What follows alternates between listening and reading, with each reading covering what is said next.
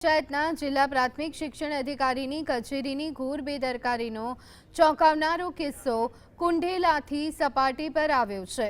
ડભોઈ તાલુકાના મહમદપુરા ગામની પ્રાથમિક શાળા જર્જરિત હોવાના નામે તોડી પાડ્યા બાદ છેલ્લા 1.5 વર્ષથી નવી શાળા જ બનાવી નથી, જેથી તે શાળાના બાળકો મદ્રેસામાં ભણવા મજબૂર બન્યા છે।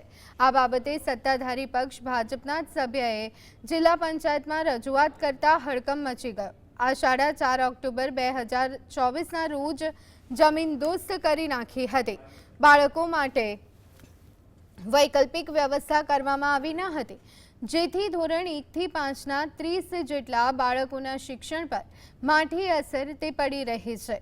જ્યારે શાળાના શિક્ષકોએ મજબૂરીવશ મદ્રેસામાં બાળકોને ભણાવવાનો વારો આવ્યો છે, તો વડોદરા જિલ્લા પંચાયતના સત્તાધારી પક્ષના જ સભ્યે રજૂઆત કરવા છતાં પણ હજુ તંત્રના પેટનું પાણી તે હાલતું નથી, તો સામાન્ય જનતાની તો શું હાલત થાય?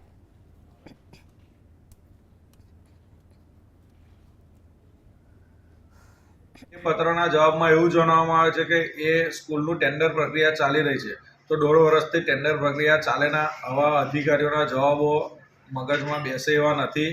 ખરેખર પ્રેક્ટિકલ થઈને એ લોકો કામ કરે તો છોકરાઓનું ઉજ્જવળ ભવિષ્ય એ લોકોના હાથમાં છે, એ લોકો સારું કરી શકે।